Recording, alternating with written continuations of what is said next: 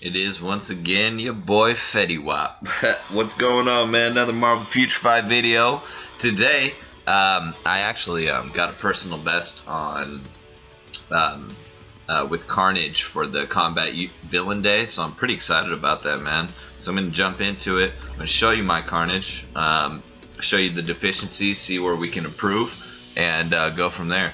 So mine's pretty strong, 12,000 with no team up bonuses, so he's definitely stronger than like my Elsa, for example, if you watched my video yesterday. But if you look into the details page, actually let me show you the ISO.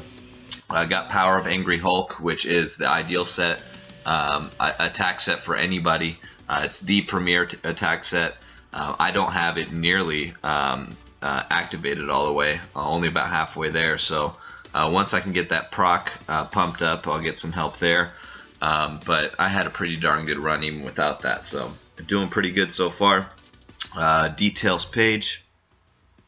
Alright, so I'm only at 31% cooldown. Ideally, you'd want the max cooldown, which in my case is 38%, being that I'm getting 12 from the Alliance for a max of 50. Ignore defense is maxed out at 50 over the cap.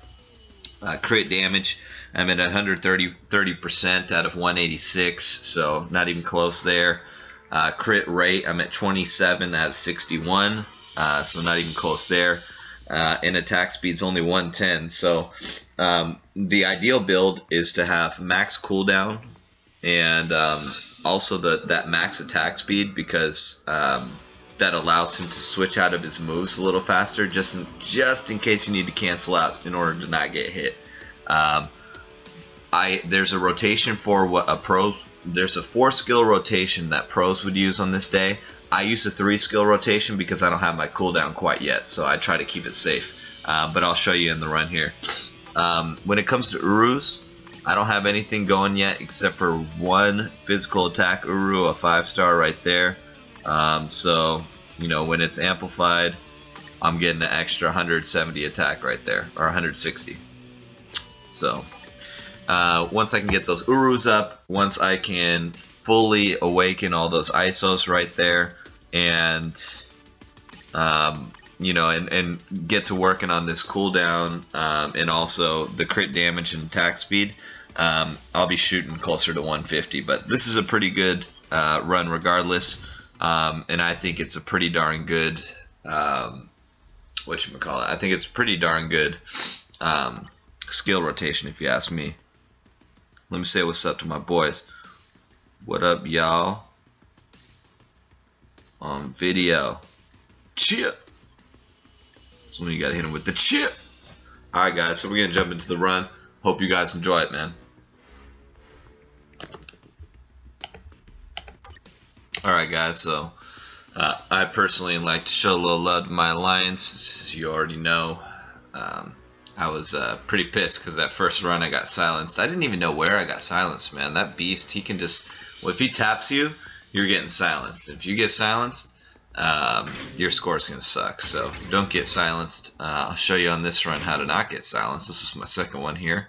I'm running with Ulik as the lead. He's getting a 30% attack, and that's pretty much it. Everything else Carnage. So right here, I stay with Ulik until the first jump, and bam, switch, and straight into the 5. Jump out with the 4 as an iframe, and into the 3. So 5, 4, and 3 are all iframes. What pros are doing is they're adding in that 1 skill before the 3. And for some reason in their videos, they're just not getting hit. But when I use the 1 skill, I get hit.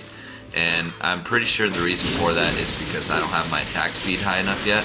So what ends up happening is when I try to switch from my 1 to my 3, I'm vulnerable. And I think if my attack speed was higher, that wouldn't happen. But I'm just speculating. I'm not sure.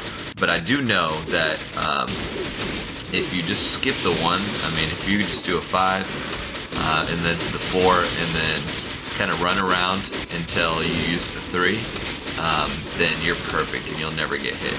Now, for the timing, what you want is you want to hit the 5 skill, then you hit the 4 skill. Now, once your 5 skill's at about 3 seconds left on cooldown, then you want to hit the 3 skill. Okay, so once you see the timer on the 5 skills at about 3, then I'm hitting my 3 skill and going in from there. Now keep in mind, if your cooldown is lower than mine, and if your attack speed is faster than mine, it's going to be a little different because obviously your attacks are faster, right? So you need that timer to be at more like 2.5 seconds when you jump into the 3. If that didn't make sense to you, leave a comment and I'll try to explain it to you again. But again, just trying to show you a flawless run, which this was. Really easy. 4, and then I run around for like seconds, and then I jump into 3.